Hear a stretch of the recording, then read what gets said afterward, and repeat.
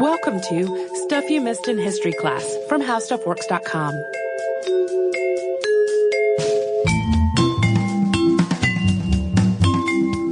Hello and welcome to the podcast. I'm Holly Fry. And I'm Tracy V. Wilson. And this is an art history episode that I have had on my list for a very, very long time. And then I kind of forgot about it.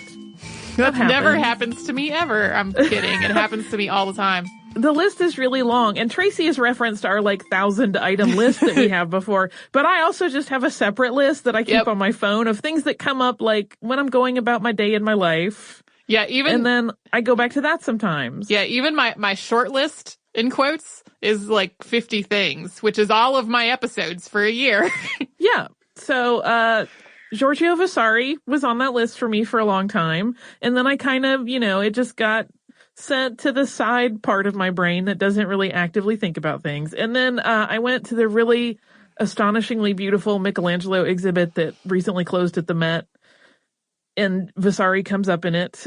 So it reminded me that we should talk about him because Giorgio Vasari is an interesting figure. He was an artist, an architect, and most famously a biographer.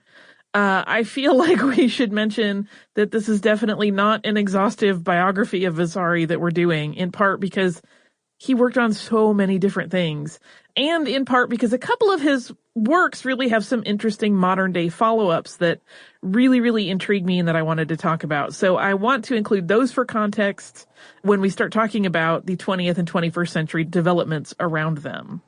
So to get into his basics, Giorgio Vasari was born in the Tuscan provincial capital Arezzo, Italy, on July 30th, 1511. And well-known French stained glass artist Guillaume de Marciat, you'll sometimes see that in Italian-based biographies as Guglielmo de Marciat, was one of Vasari's teachers when the future artist and biographer was still quite young. And that arrangement for tutoring had been made by Vasari's grandfather's cousin. It's a lot of family connections, but basically a relative made this deal. That relative was Luca Signorelli, who was a painter, and that relative also taught Giorgio as a young boy. At the urging and arrangement of his father, Vasari moved to Florence in the mid-1520s. There, he apprenticed under painters Andrea del Sarto and Baccio Bandinelli. He also studied alongside two members of the Medici family, Alessandro and Ippolito. The Medici family, which was covered in a series by previous hosts, Sarah and Deblina, became important to Vasari. Duke Cosimo I de' Medici eventually became a longtime patron. And it was also in Florence where Vasari discovered Michelangelo. And at one point, he actually claimed that he studied with Michelangelo, but the veracity of that detail has been questioned. We're going to talk a little bit about when that came up and why it got a little bit of side-eye later in the podcast. But the two men were friends, and even if Michelangelo never formally taught Vasari, the famed artist strongly influenced his friend's artistic efforts. Vasari painted in the Mannerist style, and that name comes not from a depiction of manners or primness. It comes from the Italian word maniera, and that translates into style or way, as in the manner in which something is done. So it's sometimes called the stylish or stylized style. Mannerism was initially an Italian style centered in Florence and Rome, running from roughly the 1520s up until Baroque art started to overtake it in the 1590s. It did make its way into other parts of Europe, but its popularity was always mainly in Italy. Mannerism generally departs from realism with a sort of calculated artificiality. Limbs or necks may be elongated, poses might be sort of odd with slightly stressed or overcomplicated postures, and colors sometimes appear hypersaturated to the point that they no longer look real. So if you've ever looked at a painting that seems to be an almost realistic portrait from this period, particularly if it's Italian in origin, and thought, this is pretty good, but something isn't quite right, you're probably actually looking at a piece by a Mannerist, and that slight offness of the image is intentional. One of Vasari's most famous works is his Last Supper, which was commissioned in 1546. The nuns of the Florentine Muret convent had commissioned the artist to paint this work, and because men were not allowed in the convent, he painted it on 5 panels that could be moved from his studio into the convent. And this painting is going to come up later on in the show. But Vasari's architecture has been even more celebrated than his painting. The Uffizi in Florence, Italy was started by Vasari in 1560 for Cosimo I of the Medici family, the Grand Duke of Tuscany, that is the patron Tracy mentioned earlier. And the structure was originally designed to be a government seat, but in 1574, the top floor of it was converted into a gallery by Cosimo's son, Francesco I. The Uffizi eventually became a public gallery, and today the museum is home to some of the most famous works of art in the world, including Botticelli's Birth of Venus and La Primavera, Raphael's Madonna of the Goldfinch, and previous podcast subject Artemisia Gentileschi's Judith and Holofernes. In 1562, thanks to the patronage of Cosimo, Vasari was able to found the Florentine Academy of Design. Everyone ended up connected to that thing. Basically, every famous artist that came through Italy around this time was connected to the Florentine Academy of Design.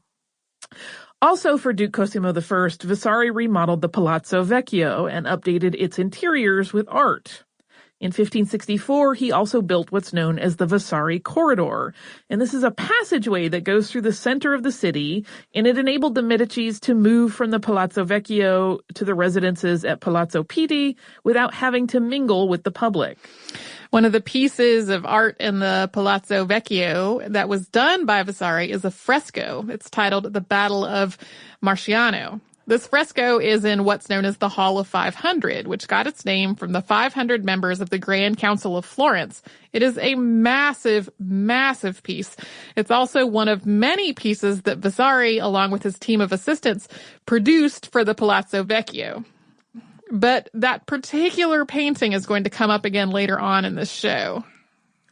And far more than his painting or his architecture, Vasari is known for his biographical writing.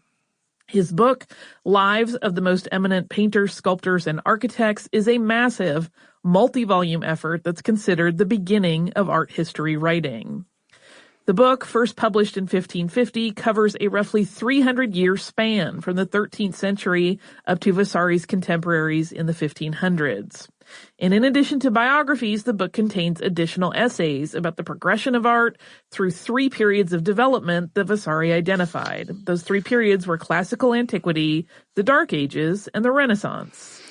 The first edition of this book was well received. Vasari was already well known in Florence, but his acclaim quickly grew as his writings started circulating. It was after its publication that his career as an artist and architect really picked up. When Michelangelo read his biography in the book, he was moved to write a poem for Vasari, praising him for granting artists everlasting life through writing. That amuses me because a lot of folks think of art as giving everlasting life to the artist. Yeah. They think of the art being the legacy, but this was, again, a completely new idea that someone would publish this biography of artists. Completely broke all of the previous known conventions of biographies in terms of its subject matter. And the second edition of this book, which was released in 1568, expanded significantly, including biographies of Vasari himself and other artists that were still living during its writing. And this is the version that's been most commonly translated and became really famous worldwide. This is actually still in print today in some cases. One of the major changes in the second edition is the greater space that was devoted to Michelangelo, who died 4 years prior to this new edition of the book in 1564.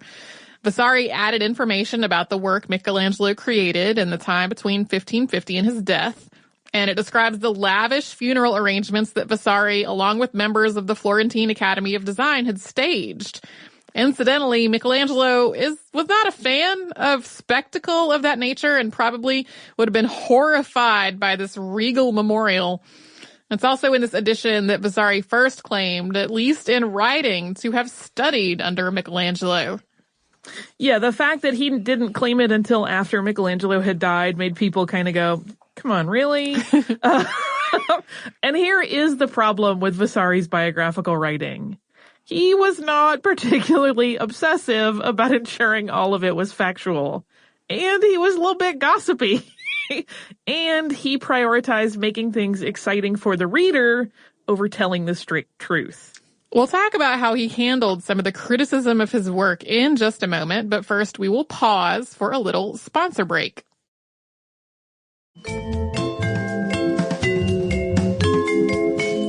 In that second edition of the book that we referenced before the break, Vasari actually makes a point to address some of the criticism of his work.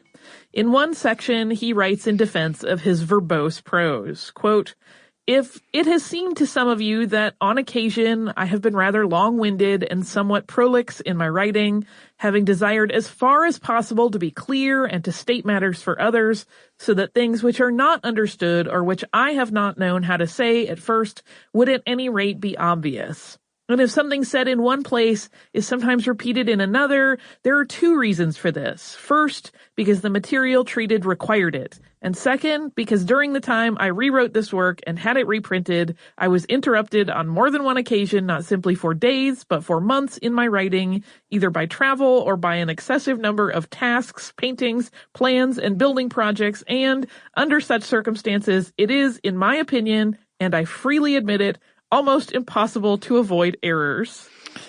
So he has defended his verbose prose by writing that which was all one sentence. Yeah, verbosely, and really boils down to, I'm busy, y'all. So some of his stories are also very fanciful. In the life of Giotto, he describes the artist drawing a perfect circle when a sample of his work was requested, and the story claimed that a courtier visited Giotto to tell him that Pope Benedict XI wished to commission a new painting for St. Peter's. He needed to see prospective artists' work to make this decision. And Vasari wrote, "Giotto, who was a man of courteous manners, immediately took a sheet of paper and with a pen dipped in red, fixing his arm firmly against his side to make a compass of it, and with a turn of his hand, he made a circle so perfect that it was a marvel to see it. Having done it, he turned smiling to the courtier and said, 'Here is the drawing.' But he, thinking he was being laughed at, asked, 'Am I to have no other drawing than this?' 'This is enough and too much,' replied Giotto. 'Send it with the others and see if it will be understood.'" So at this point in the story, according to Vasari, the messenger thinks that he is being mocked and he leaves, but he does include that circle image with other art that he submits to the Pope. And it described then to the Pope Giotto's seemingly effortless circle, and the Pope, quote, "saw that Giotto must surpass greatly all the other painters of his time." And Vasari continues, "So the Pope made him come to Rome, and he painted for him in St. Peter's, and there never left his hands work better finished. Wherefore the Pope, esteeming himself well served, gave him 600 ducats of gold, besides having shown him so many favors that it was spoken of through all Italy." So the story has never been verified. It has been retold and used as an example of artistry ever since Vasari first wrote it down. This whole story of the perfect circle is also used for didactic purposes. If you search the web, you will find lots of examples of writers using it to non-artists, that whatever their skill set, it's better to show their abilities in simple, direct ways rather than feeling compelled to spend too much time convincing someone else of what they have to offer. I'm going to say it reminds me of like the terrible job advice that you will find in job advice books, who were like, just show up at the company to try to get their attention instead of doing what they asked you to do when applying for the job. So, even though it's kind of questionable advice, Vasari's possibly made up stories do have legs. Yeah, I will say his work is really entertaining, and it does make you think, even if it's maybe strictly from his mind and not from reality. Vasari's Lives of Artists was also fairly biased toward Italian art as better than all others. Regarding the Renaissance, Vasari credited Cimabue and Giotto with its inception and listed Michelangelo as the culmination of this rebirth period. It has also been called a work of pro-Medici propaganda for the rich and powerful family, because it casts them, and specifically Cosimo I, who it's dedicated to, as benevolent philanthropists and leaves out any of the bad stuff about them. Vasari has been criticized for his almost fawning writing about the works of Michelangelo. Here's an excerpt of his writing about Michelangelo's famous sculpture David. Quote, When it was built up and all was finished, he uncovered it, and it cannot be denied that this work has carried off the palm from all other statues, modern or ancient, Greek or Latin, and it may be said that neither the Marforio in Rome, nor the Tiber and Nile of the Belvedere, nor the giants of Monte Cavallo are equal to it in any respect. With such proportion, beauty, and excellence did Michelangelo finish it. For in it may be seen the most beautiful contours of legs with attachments of limbs and slender outlines of flanks that are divine, nor has there ever been seen a pose so easy or any grace to equal that in this work, or feet, hands, and head so well in accord, one member with another in harmony, design, and excellence of artistry, and of a truth, whoever has seen this work need not trouble to see any other work executed in sculpture, either in our own or in other times, by no matter what craftsman. So yeah, basically that is it. If you can only see one statue in your life, see this one. To be fair, Michelangelo is amazing. I mean, I can understand why it would inspire that kind of writing. But despite these criticisms, Vasari's book continues to be recognized as a vitally important moment in art history. It is entertaining, it even comes off as a little flip at times, but it also set the tone of art history writing going forward, and it is still used as a primary source by scholars, though its problems are acknowledged. It's not like they set it out and say this is all correct. They're kind of like, there's some problems with this text, but it is an important text. He is often called the first art historian, and he certainly did not invent the biography. There had been plenty of those written by the mid-1500s, but he was the first in Europe to write about the lives of artists. 6 years after the second edition of his book was published, Vasari died in Florence on June 27th, 1574. He was 62. All right, we are about to delve into some interesting modern happenings regarding two of Vasari's works. So to keep all of that together, we're going to go ahead and take our sponsor break a little bit early, and we'll do that now.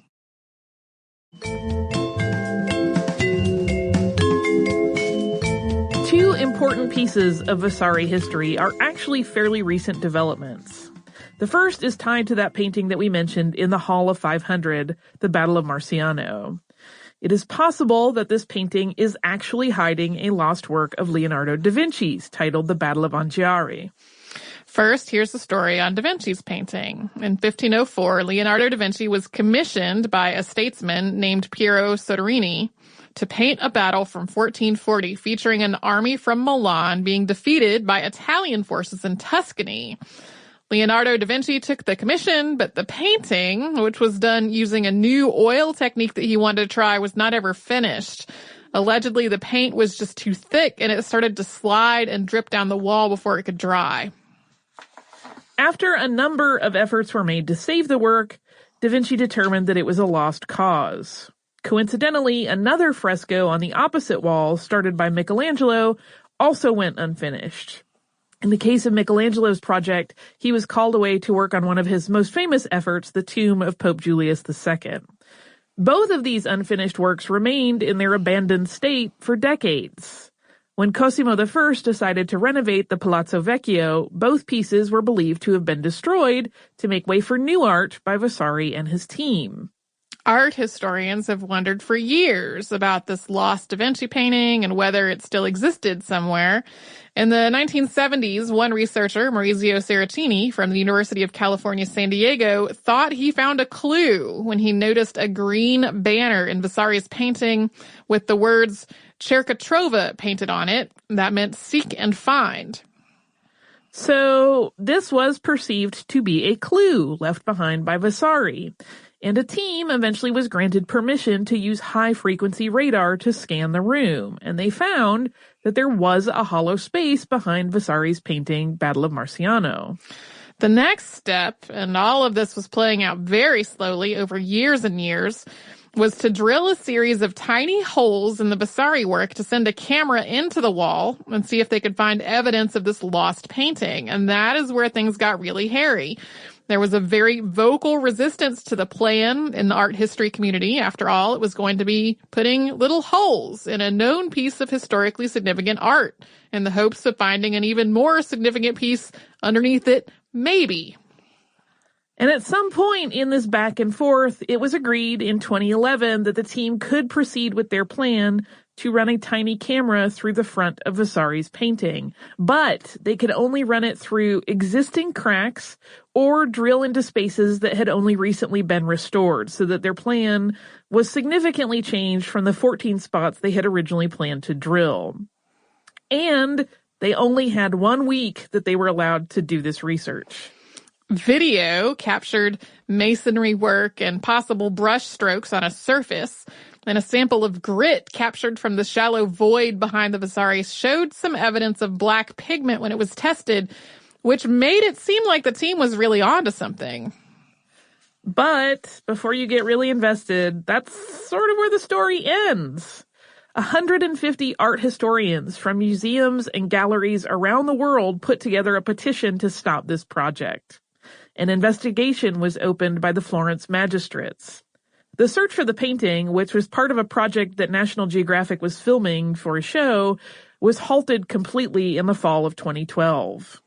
Art scholars made the case that the money that was being put into this project would have been better spent on restoring the Vasari that they were trying to drill holes into, and that Saraceni's initial clue of the words in the Vasari painting really was not all that illuminating to begin with. They were kind of surprised that things had gone this far just based on one kind of hunch that started 30 years prior. The second modern event around the Vasari is a lot more satisfying, although it starts out pretty harrowing. Indeed, it does. In 1966, after days and days of rain, the Arno River overflowed its retaining walls and flooded Florence, Italy. This was a historic, catastrophic event for the city. You will find articles about the Great Florence Flood. And a great deal of art was covered in muddy, oily water. Vasari's massive 8 by 21 foot, that's 2.4 by 6.4 meter long painting of the Last Supper that we referenced earlier, was created in 1546, was badly damaged. At the time of the flood, the painting was no longer at the convent where it had been first delivered. That convent had eventually closed, and in 1865, the work was moved to the Castellani Chapel in the Basilica of Santa Croce. It was moved once again to the Museum of Opera Refectory in the 1950s. During the flood, the painting was completely submerged for more than 12 hours. The lower parts of the work were covered in this oily, dirty water for much longer. And initially, all that conservators could do was separate the 5 panels of the painting and try to get them dried as quickly but as carefully as possible, and then apply a paper treatment to each of the separated panels to prevent the paint from peeling away. The paper that was used was a Japanese wet-strength mulberry paper, and after it was laid on top of the Last Supper, methacrylate resin was painted over it. But additional damage was still forthcoming. The separated panels were placed on different racks to dry, but the panels themselves shrank and cracked in the process. That base layer of gesso shifted around as well, and that was how it was stored for almost 50 years. Yeah, as things shrank and that base layer started to shift, they basically were like, let's not touch this anymore. Let's set it aside and store it as safely as we can and see what sorts of preservation technologies develop that maybe will help us fix this. Let's hope future peoples can fix this. Yes, in short, stop touching it. In 2004, the painting was moved, still in pieces, to the Opificio della Pietra Dure in Florence. And the OPD, as it is known, is the first modern lab focused on art restoration in Italy. As technology did develop that would enable conservators to restore the painting, the 2010 Getty Foundation funded the OPD with a grant to train their staff to treat the damaged artwork. The $329,000 grant was made with a long-term goal that would enable the OPD to employ experts to train conservators for 2 generations to stabilize and restore damaged works of art. Yeah, so it wasn't just this Last Supper that they wanted to be able to save. They wanted to really create a legacy and a groundwork of knowledge for the OPD so that they would be able to save more art going forward. And that resin and paper that kept the paint intact also caused some challenges to restoration efforts. The acrylic resin turned out to be difficult to remove, without further damaging the painting. But after several years at the OPD, a system was developed to remove the paper sheets while maintaining the integrity of the paint. And this offered the first real hope that the painting would be restored.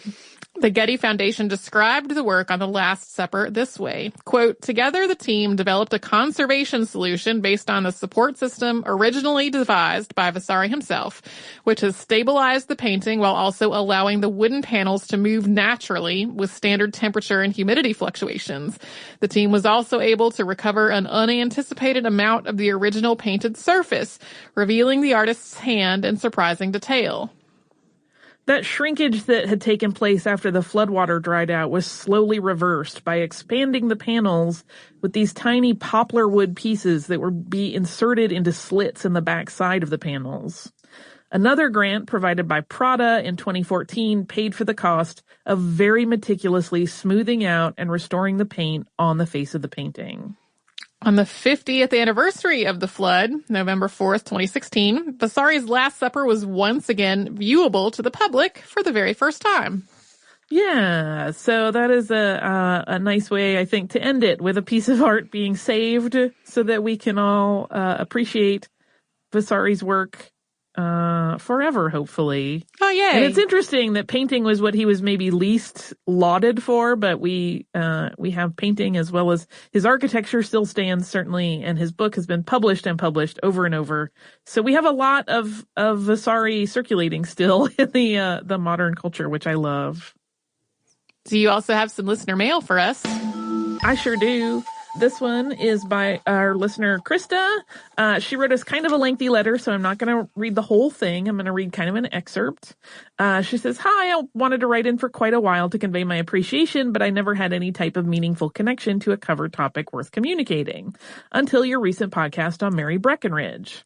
When I saw the title, I could hardly believe it. Only a week prior, I had just finished reading Rooted in the Mountains, Reaching to the World, Midwifery at Kentucky's Frontier School by Ann Z. Cockram and Arlene E. Keeling. My interest in this book was piqued because of my own grandmother's personal connection with the Frontier Nursing Service. My grandmother completed nursing school at Philadelphia General Hospital in Pennsylvania in 1955, and the experience was something of a trial by fire for her, especially as she was only 23 when she finished her studies. She told me about the long shifts, the haughty doctors, the lonely TB ward, and the frightening emergency room into which all manner of wounded patients entered, some unfortunately never to depart. In spite of the challenges, she often recalls those years fondly, focusing on bright spots like the strong camaraderie she developed with other nurses. But she was never truly satisfied with the urban hospital setting. She described her discontent as being rooted in a desire to connect more personally with her patients. At Philadelphia General, dozens of patients cycled in and out of the hospital every day, making it hard to form relationships and creating a sense of loneliness for my grandmother. So when she graduated, she researched other facilities recruiting nurses at the time. And the one that she ended up choosing, this is where I'm paraphrasing and kind of editing down, was called the Miners Memorial Hospital, which had just opened in Middlesboro, Kentucky. And she decided to take a position there.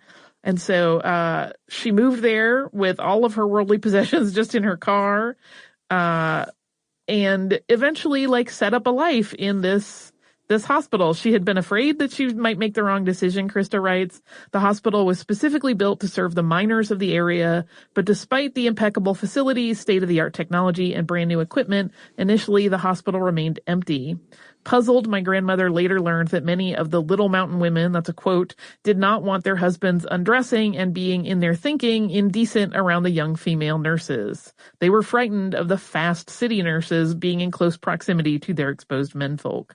But her grandmother did persist, and people did start coming to the hospital, and it developed a really positive reputation, and patients soon started coming for treatment, and they would come with their entire families. And it really fulfilled this personal relationship that her grandmother had wanted. She summates and says, eventually she and my grandfather settled in Louisville, Kentucky, and there raised my mother and uncle.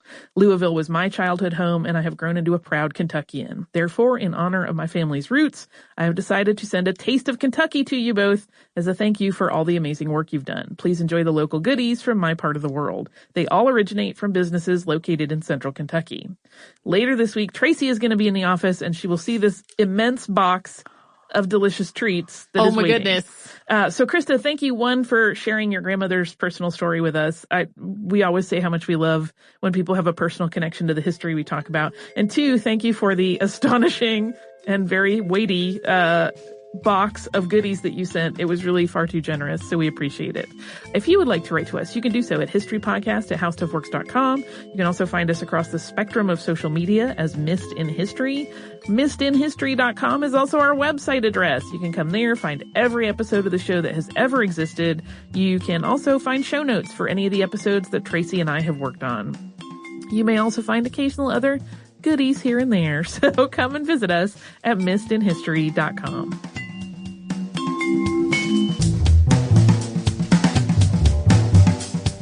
For more on this and thousands of other topics, visit HowStuffWorks.com.